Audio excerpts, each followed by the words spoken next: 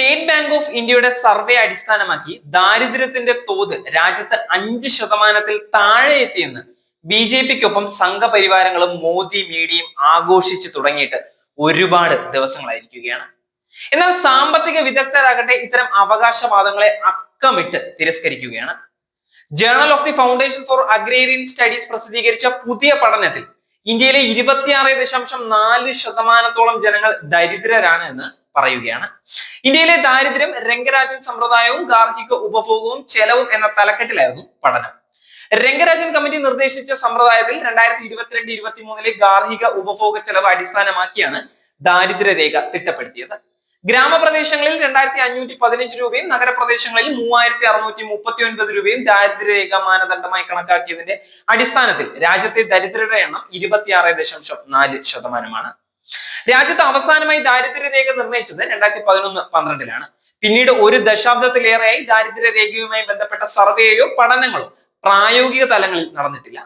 National sample survey office 2024 ഫെബ്രുവരി ഗാർഹിക ഉപഭോഗ ചെലവ് സർവേ 2022-23 പുറത്തിറങ്ങിയിരുന്നു. ഈ സർവേയുടെ അടിസ്ഥാനത്തിലാണ് ദേശീയ വരുമാനവും ദാരിദ്ര്യ നിലവാരവും തിട്ടപ്പെടുത്തിയത്. അതുകൊണ്ട് തന്നെ തുടർന്ന് രാജ്യത്ത് ദാരിദ്ര്യരേഖയെ കുറിച്ചുള്ള ചർച്ചകൾ ബലപ്പെട്ടു.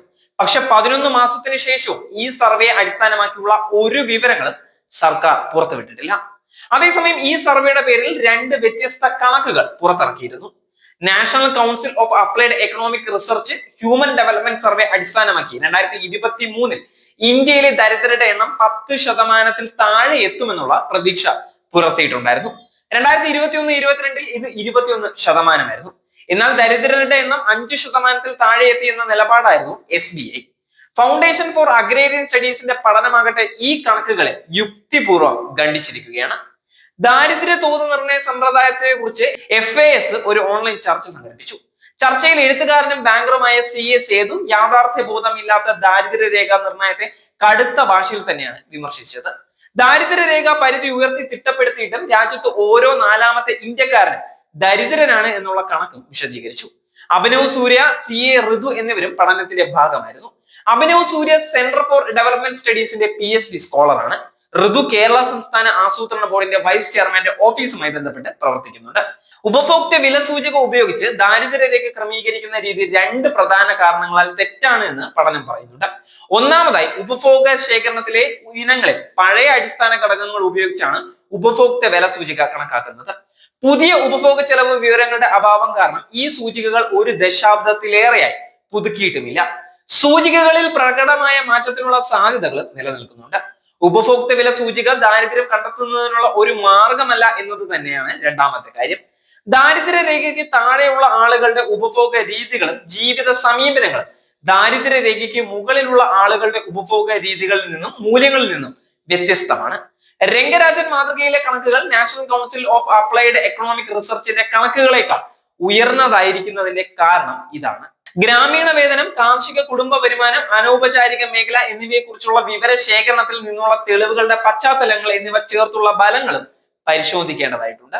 ഗ്രാമീണരുടെ വരുമാനത്തിൽ പ്രകടമായ വർധനവുകൾ ഒന്നും തന്നെയില്ല. 2012, 13, 18, 19 വർഷങ്ങളിലെ കാർഷിക കുടുംബങ്ങളുടെ ജീവിത സാഹചര്യങ്ങൾ വിലയിരുത്തിയുള്ള സർവേകളിൽ ആ കുടുംബങ്ങളുടെ ശരാശരി വരുമാനം പ്രതിവർഷം 2.44% എന്ന നിരക്കിൽ വളർന്നുവെന്ന് കാണാൻ സാധിക്കും. 2011-12 ഉപഭോക്തൃ സർവേയിലും 2022-23 ഗാർഹിക ഉപഭോക്തൃ സർവേയിലും തമ്മിലുള്ള താരതമ്യത്തെ പഠനം ചോദ്യം ചെയ്യപ്പെടുന്നുണ്ട്.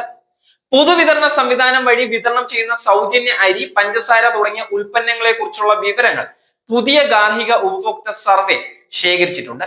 എന്നാൽ 2011-12 ഉപഭോക്തൃ സർവേയിൽ ഇത് ചെയ്തിട്ടുണ്ടായിരുന്നില്ല. NCR-ലെയും FAS-ലെയും ഗവേഷകർ ദാരിദ്ര്യം അളക്കാനും തോത് കണക്കാക്കാനും രംഗരാജൻ കമ്മിറ്റിയുടെ നിർദ്ദേശമാണ് ഉപയോഗിച്ചിരുന്നത്. എന്നാൽ SBI സംഘം ടെണ്ടുൽക്കർ കമ്മിറ്റിയുടെ രീതിയാണ് പ്രയോഗിച്ചിട്ടുള്ളത്. ഗ്രാമീണ മേഖലകൾക്ക് 1632 രൂപയും നഗരപ്രദേശങ്ങൾക്ക് 1944 രൂപയുമാണ് SBI ദരിദ്രരേഖയെ കണക്കാക്കിയിട്ടുള്ളത്. 2012 ഇന്ത്യയിലെ ദരിദ്ര ജനസംഖ്യ അനുപാതം 21.9% കണക്കാക്കിയിട്ടുണ്ടായിരുന്നു. എന്നാൽ ദാരിദ്ര്യരേഖയുടെ ഈ കണക്കുകൾ പരക്കെ വിമർശിക്കപ്പെട്ടു. ഇതോടെ ദാരിദ്ര്യം അളക്കുന്നതിനുള്ള മാനദണ്ഡം പുനഃപരിശോധിക്കുന്നതിനാണ് ആസൂത്രണ കമ്മീഷൻ രംഗരാജൻ അധ്യക്ഷതയിൽ ഒരു വിദഗ്ധ സംഘത്തെ നിയമിച്ചിട്ടുണ്ടായിരുന്നത്. ഈ സംഘം 2014 ജൂണിൽ ബദൽ രീതി നിർദ്ദേശിച്ചു. ഈ രീതി ഉപയോഗിച്ച് 2011-12 ഇന്ത്യയിലെ ദാരിദ്ര്യ അനുപാതം ജനസംഖ്യയുടെ 29.5% എന്ന് കണക്കാക്കുകയും ചെയ്തു. പക്ഷെ ഈ കണക്കിന് കേന്ദ്ര സർക്കാർ ഔദ്യോഗിക അംഗീകാരം നൽകിയിട്ടുമില്ല.